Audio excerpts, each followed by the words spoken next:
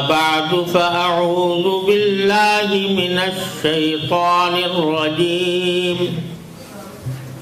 بسم الله الرحمن الرحيم يا أيها الذين آمنوا كتب عليكم الصيام كما كتب على الذين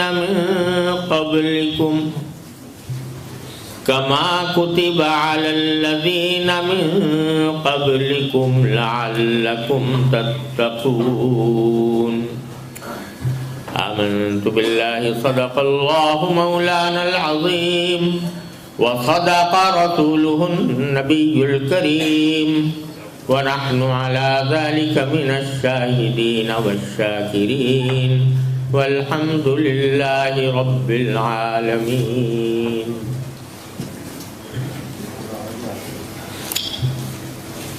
میرے محترم بزرگوں اور دوستوں، یہ میرے لیے بڑی خوشی اور سعادت کا مقام ہے کہ آج آپ حضرات کے ساتھ ملاقات کا بھی موقع مل رہا ہے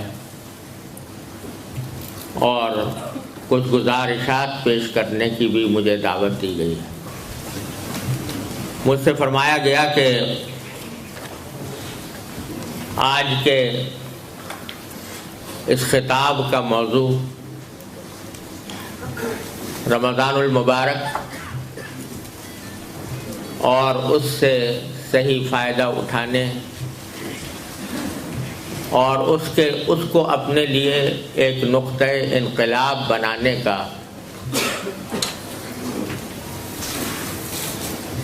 تصور ہے، جس کو آج کی اس نشست میں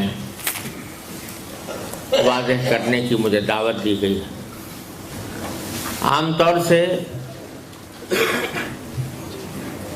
مجھے جب کبھی کہیں کوئی خطاب کرنے کا موقع ملتا ہے تو کسی فرمائشی موضوع یا فرمائشی عنوان پر خطاب کرتے ہوئے دل چلتا نہیں۔ یعنی اگر مجھے پابند کر دیا جائے کہ فلاں موضوع پر بات کرنی ہے تو اس کی طرف اتنا زیادہ طبیعت رواں نہیں ہوتی، لیکن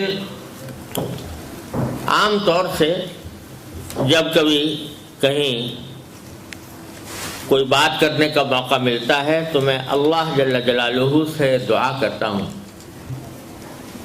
کہ اللہ ایسی بات میرے دل میں بھی ڈال دیجئے اور زبان پر بھی جاری فرما دیجئے جو میرے حق میں بھی فائدہ مند ہو اور سننے والوں کو بھی اس سے فائدہ پہنچے۔ اسی دعا کے ساتھ میں آج کی گزارشات کا آغاز کرتا ہوں۔ اللہ تبارک و تعالی اپنے فضل و کرم سے وہی بات کہنے کی توفیق عطا فرمائے جو اس کی رضا کے مطابق اور جس سے ہم سب کو فائدہ ملے۔ بات یہ ہے کہ ہم سب یہ دیکھتے ہیں کہ انسان اس دنیا میں آتا ہے، پیدا ہوتا ہے، بچہ ہوتا ہے، جوان ہو جاتا ہے، پھر رفتہ رفتہ بوڑھا ہو جاتا ہے اور پھر دنیا سے چلا جاتا ہے۔ اور بعض لوگ بڑھاپے تک بھی نہیں پہنچتے، جوانی ہی میں رخصت ہو جاتے، اور بعض بچپن میں دنیا سے چلے جاتے، لیکن جاتے سب ہیں۔ کوئی بھی انسان اس دنیا میں ہمیشہ رہنے کے لیے نہیں آتا، جو آتا ہے وہ جانے کے لیے آتا ہے اور کبھی نہ کبھی دنیا کو چھوڑ کر چلا جاتا ہے۔ یہ سلسلہ ہزاروں سال سے چلا آ رہا ہے اور اس میں کوئی استثناء نہیں. کوئی پیغمبر ہو، نبی ہو، ولی ہو، بادشاہ ہو، صاحب اقتدار ہو، کوئی بھی ہو، وہ ان میں سے ہر ایک کا انجام بالآخر یہ ہے کہ وہ دنیا سے جاتا ہے. قضا ہر ایک کی برحق ہے اس کے ہاتھوں سے، ولی بچے نہ پیمبر نہ حاتم و رستم. یہ ایک اللہ تبارک و تعالیٰ کا قانون ہے جو چلا آ رہا ہے اور ہم آنکھوں سے اس کو دیکھتے ہیں. اس سے یہ پتہ چلتا ہے کہ یہ دنیا ہمیشہ رہنے کی جگہ نہیں، اور یہ دنیا میں جو انسان آتا ہے وہ ایک سفر ہے. دنیا اس کی منزل نہیں، ایک سفر ہے. وہ سفر مکمل کر کے وہ پھر کسی اور جگہ چلا جاتا ہے. اگر رہنے کی جگہ ہوتی، ہمیشہ رہنے کی جگہ ہوتی، تو پھر کوئی تو ایسا ہوتا، آدم علیہ السلام سے لے کر آج تک کوئی ایک فرد ایسا ہوتا کہ جو ہمیشہ زندہ رہا ہوتا. وَلَمَا جَعَلْنَا لِبَشَرٍ مِّن قَبْلِكَ الْخُلْدَ، قرآن کریم فرماتا ہے. نبی کریم سرور عالم صلی اللہ علیہ وسلم سے خطاب کر کے فرمایا کہ آپ سے پہلے بھی ہم نے کسی بھی بشر کو، کسی بھی انسان کو ہمیشہ کی زندگی نہیں دی کہ وہ آئے تو مسلسل زندہ رہے. تو یہ بات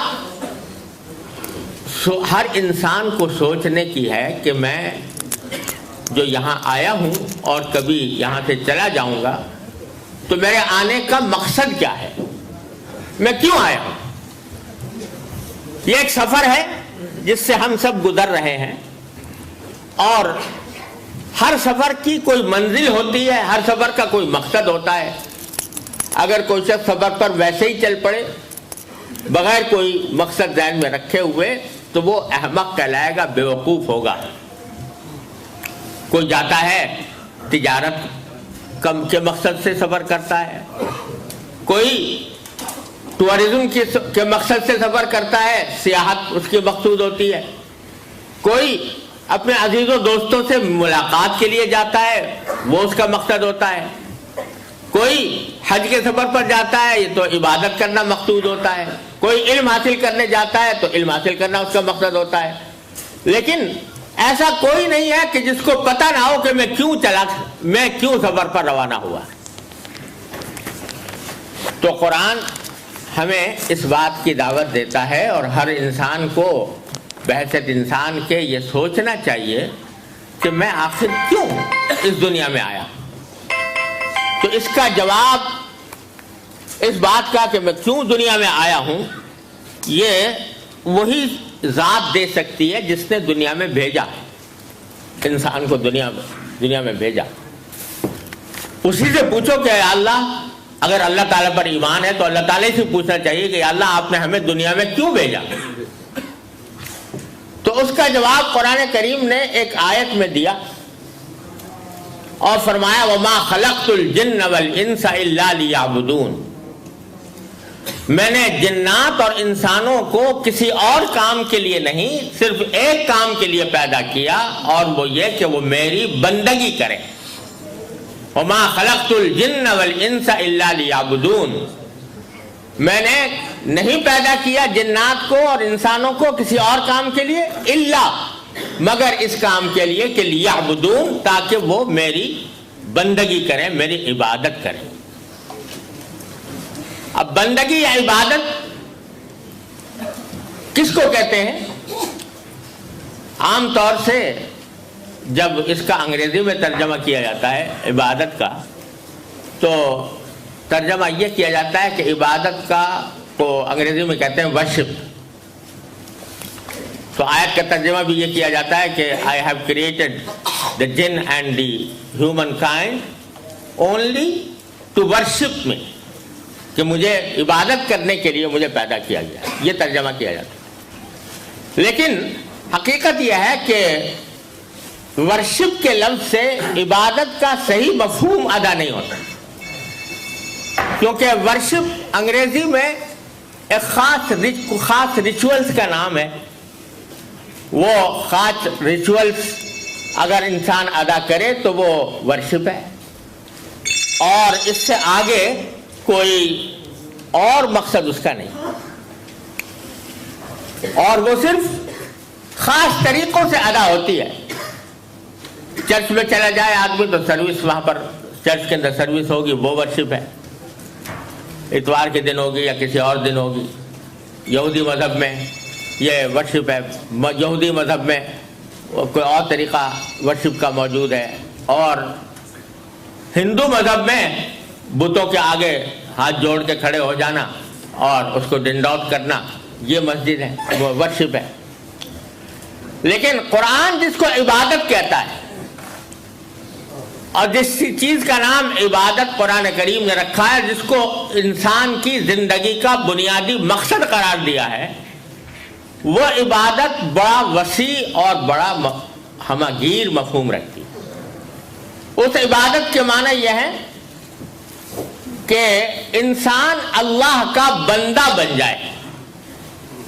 اللہ کا بندہ یعنی اللہ کی بندگی کرنے والا، جس کے معنی یہ ہوتے ہیں کہ جیسے پہلے زمانے میں غلام ہوا کرتے تھے، سلیو جو غلام ہوا کرتے تھے، تو ان کا کام یہ ہوتا تھا کہ وہ اس کا جو ماسٹر ہے سلیو کا، وہ جو کوئی بھی کوئی کام کرنے کو کہے گا وہ انجام دے گا، جس چیز کو کا حکم دے دے گا وہ کام کرے گا۔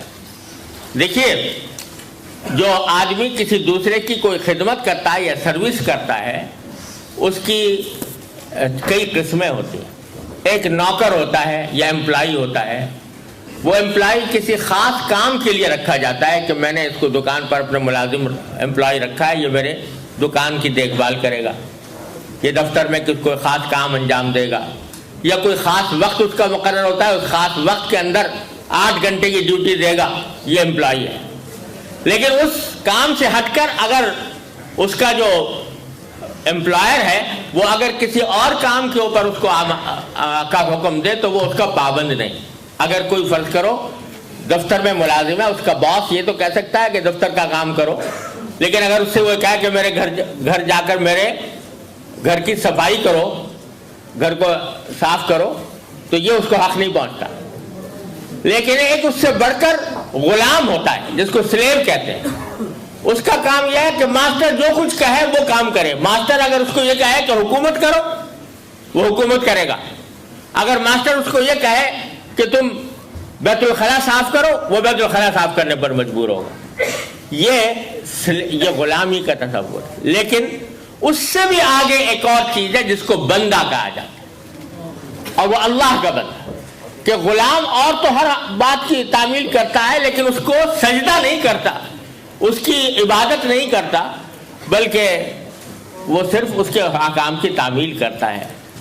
اور بندہ وہ ہے جو اس سے بھی آگے کہ اللہ تبارک و تعالیٰ کا جو حکم بھی آ جائے اس حکم کے اوپر وہ سر تسلیم خم کر دے، سر جھکا دے، اپنے آپ کو سرنڈر کر دے، اور جس طرح اللہ تبارک و تعالیٰ کا حکم ہے اسی کے مطابق زندگی گزارے۔ اس کا نام ہے بندگی، اس کا نام ہے عبادت۔ لہذا عبادت صرف مسجدوں کے ساتھ خاص نہیں، بلکہ عبادت زندگی کے ہر شعبے میں ہے۔ جب ایک شخص تجارت کر رہا ہے اور تجارت کے اندر وہ اللہ تعالیٰ کے احکام کے مطابق تجارت کرتا ہے تو وہ بھی اللہ کی بندگی کر رہا ہے۔ کوئی ملازمت کر رہا ہے تو ملازمت کے اندر جب وہ اللہ تعالیٰ کے احکام کی پابندی کے ساتھ ملازمت کرتا ہے تو وہ بھی اللہ تعالیٰ کی بندگی کر رہا ہے۔ اللہ تعالیٰ نے فرمایا کہ سود مت کھاؤ، سود کو چھوڑ دو، تو اب جو شخص کے اللہ تعالیٰ کے حکم کو مانتے ہوئے سود کو چھوڑ رہا ہے وہ بھی بندگی کر رہا ہے، وہ بھی عبادت کر رہا ہے۔ اگرچہ اس کو آپ انگریزی میں ورشپ نہیں کہہ سکتے، لیکن وہ اللہ تبارک و تعالیٰ کی بندگی ہے کہ اللہ تعالیٰ کے حکم کی تعمیل ہے، اس کی اطاعت ہے۔ یہ ہے بندگی اور عبادت جس کے لیے انسان کو پیدا کیا۔ اور بندگی میں ایک خاص اہم بات یہ ہے کہ جب اللہ تبارک و تعالیٰ کا کوئی حکم آ جائے تو بندے کو یہ حق نہیں پہنچتا کہ اللہ میاں سے یہ پوچھے کہ کہ یا اللہ یہ حکم آپ نے مجھے کیوں دیا، اس کی کیا وجہ ہے، اس کی کیا حکمت ہے، یہ بات پوچھنے کا حق نہیں رکھتا کوئی شخص۔ بے شک اللہ تعالیٰ کے ہر حکم میں حکمت ہے، فائدہ ہے، اور اس کا اللہ تعالیٰ کا ہر حکم کسی نہ کسی فائدے پر، مصلحت پر مبنی ہے۔ لیکن کسی شخص کا یہ کہنا کہ مجھے پہلے حکمت بتاؤ اور مصلحت بتاؤ، اگر یہ مصلحت میری سمجھ میں آئے گی تو میں حکم پر عمل کروں گا، نہیں سمجھ میں آئے گی تو نہیں کروں گا، تو یہ بندگی نہیں ہے۔ اور میں تو اس لیے میں کہہ رہا ہوں کہ آج کل عام طور پر جب شریعت کا کوئی حکم لوگوں کو بتایا جاتا ہے تو آج کل یہ سوال بکثرت ہوتا ہے، لوگ پوچھتے ہیں کہ اس حکم کے پیچھے لاجک کیا ہے، اس کے پیچھے لاجک بتاؤ کیا ہے۔ اور اس کا مطلب یہ ہوتا ہے کہ اگر ہماری سمجھ میں اس کی لاجک نہیں آئے گی تو ہم اس کو نہیں مانیں گے۔ یہ پہلے پوچھتے ہیں کہ لاجک بتاؤ۔ اگر آج کی دنیا میں کہا جاتا ہے بھائی سود حرام ہے مثال کے طور پر، تو اکثر و بیشتر لوگ پوچھتے ہیں بھائی سود کی یہ لاجک کیا ہے، یہ حرام ہونے کی لاجک کیا ہے، اس کے پیچھے کیا، اس کا آبجیکٹو کیا ہے، اس کے پیچھے کیا مقصد ہے کہ کیوں حرام کیا گیا۔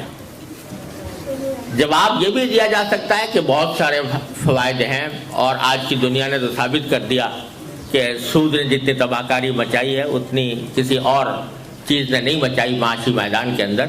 لیکن یہ ایک مسلمان کا یا کسی بھی عقل مند کا کام نہیں۔ میں اس کی مثال یہ دیتا ہوں کہ فرض کرو کہ آپ کے گھر میں آپ نے ایک ملازم رکھا ہو، ایک نوکر ایک گھر میں رکھا ہو جو آپ کے گھر کے کام کرنے کے لیے آپ نے رکھا۔ آپ اس نوکر سے کہتے ہو کہ بھائی میرے لیے 10 کلو گوشت لے کر آؤ بازار سے، تو جواب میں اگر وہ یہ کہے کہ صاحب کیوں لاؤں، پہلے آپ مجھے لاجک بتائیے، 10 کلو کیوں لاؤں؟ آپ تو 2 آدمی گھر میں ہیں، اور 2 آدمیوں کے لیے تو آدھا کلو گوشت بھی کافی ہو سکتا ہے، آپ جو 10 کلو منگا رہے ہیں تو پہلے مجھے لاجک بتاؤ، اور پھر اگر میری لاجک سمجھ میں آ جائے گی تو لاؤں گا، ورنہ نہیں لاؤں گا۔ اگر کوئی نوکر، آپ کا نوکر آپ سے یہ بڑے سوال کرے، آپ کیا کرو گے؟ وہ نوکر اس لائق نہیں ہے کہ اس کو نوکری پر رکھا جائے، اس کو کان پکڑ کر باہر نکال دیا جائے گا کہ تجھے یہ حق نہیں پہنچتا کہ مجھ سے پوچھے کہ میں کیوں 10 کلو منگوا رہا ہوں، میں جانوں، میرا کام جانے، تمہیں یہ حق نہیں پہنچتا کہ تم مجھ سے یہ پوچھو کہ میں نے یہ حکم کیوں دیا۔ آپ اپنے نوکر سے یہ بات برداشت نہیں کرتے، کوئی بھی نہیں کرتا، اس کو آپ فائر کر دیتے ہو اس وجہ سے کہ یہ آدمی اس لائق نہیں ہے کہ اس کو نوکر رکھا جائے۔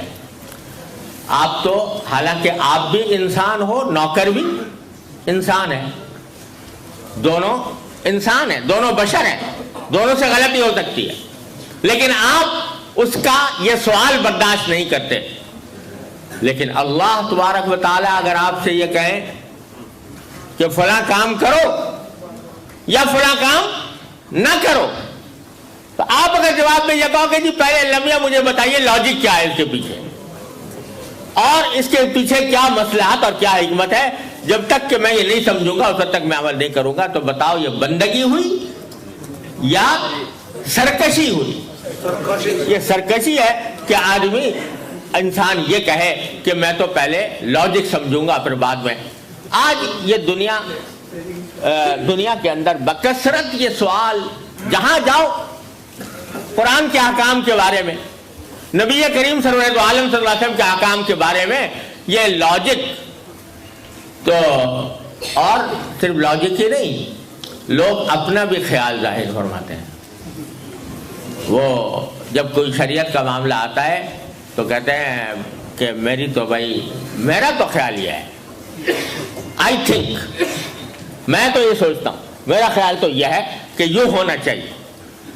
یہ اللہ تبارک و تعالیٰ کے احکام اور نبی کریم صلی اللہ علیہ وسلم کے احکام کے ساتھ سرکشی ہے۔ آپ اپنے نوکر کے ساتھ جو کام برداشت نہیں کرتے وہ اللہ تبارک و تعالیٰ اللہ کے رسول صلی اللہ علیہ وسلم کے ساتھ وہ کام کرنا چاہتے ہو؟ جو اللہ کا حکم آ جائے تو وہاں ایک مسلمان کا کام یہ ہے کہ بس یہ اللہ کا حکم ہے، میری سمجھ میں آئے یا نہ آئے، ہر حال میں اس کے اوپر عمل کرنے کا پابند ہوں۔ دیکھو حضرت ابراہیم علیہ السلام کو حکم ملا، حضرت ابراہیم علیہ السلام کو حکم ملا کہ تم اپنے بیٹے کو ذبح کر دو، اپنے بیٹے کو یعنی حضرت اسماعیل علیہ السلام کو ذبح کرنے کا حکم ملا۔ یہ حکم ایسا تھا کہ اگر کوئی دوسرا ہوتا تو باقی پوچھ سکتا تھا کہ یا اللہ کیوں، کیا لاجک ہے اس کے پیچھے؟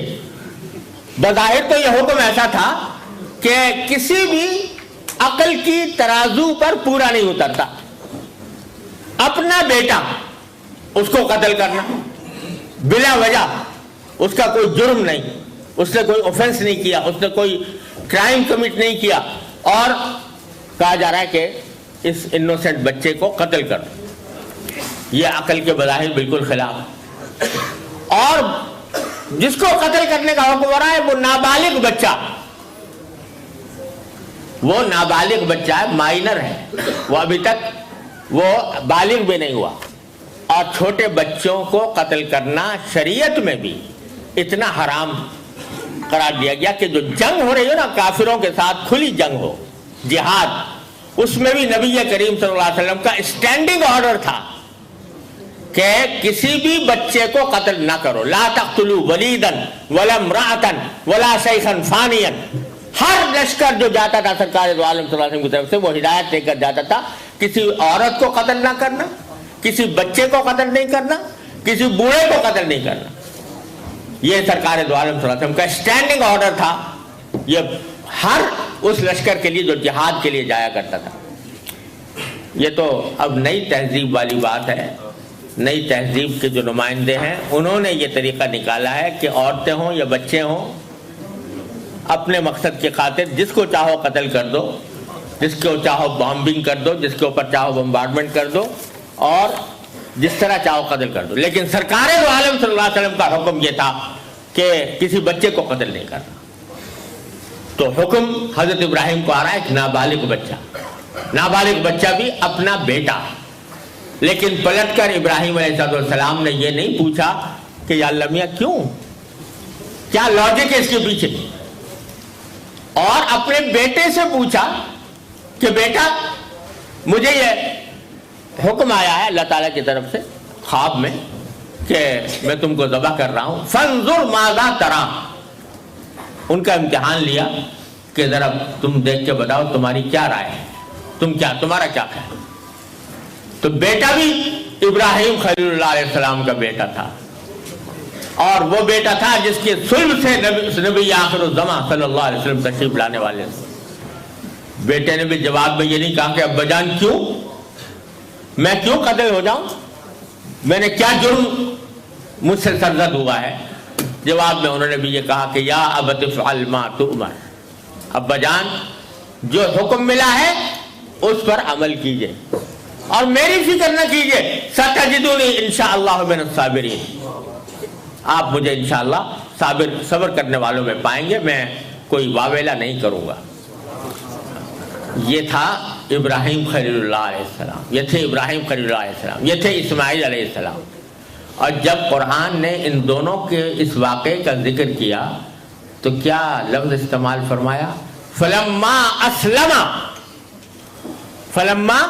اسلم وتلہ للجبین، جب باپ اور بیٹے دونوں نے اپنے آپ کو سرنڈر کر دیا،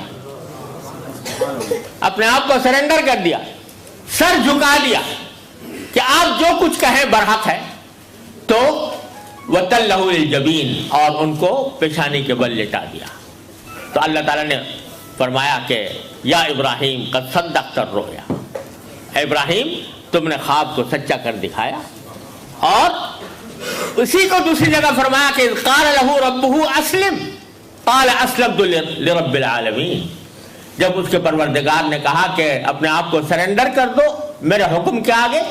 تو انہوں نے کہا میں نے کر دیا، سرنڈر کر دیا اپنے رب العالمین کے سامنے۔ یہ ہے اسلام۔ یہاں پر لفظ اسلام کا استعمال کیا قرآن نے۔ اسلام یہ ہے کہ آدمی اپنے آپ کو ٹوٹلی سرنڈر کر دے اللہ تبارک و تعالیٰ کے سامنے۔ اس کا جب حکم آ جائے گا تو میں چون و چرا نہیں کروں گا، جو حکم آئے گا اس کے اوپر عمل کر کے دکھاؤں گا۔ تو میرے بھائیوں، یہ تمہید میں نے اس لیے باندھی کہ رمضان المبارک کا جو مہینہ آنے والا ہے، اس میں اللہ تبارک و تعالیٰ نے یہ سرنڈر کرنے کی تربیت دی ہے، قدم قدم پر اس کے احکام پر آپ غور کیجئے۔ تو اس میں یہ ٹریننگ دینی مقصود ہے کہ انسان اللہ تبارک و تعالیٰ کے حکم کا تابع بن جائے، اللہ تعالیٰ کے حکم کے آگے سر جھکانے والا بن جائے، اپنی عقل چلانا چھوڑ دے اللہ کے حکم کے آگے، بلکہ وہ اللہ تبارک و تعالیٰ کی حکم کی ایسی اطاعت کرے کہ اس کے رگ و پے میں یہ بات بس جائے کہ جو میرے اللہ کا حکم آئے گا میں اس کے آگے سر تسلیم خم کر دوں گا۔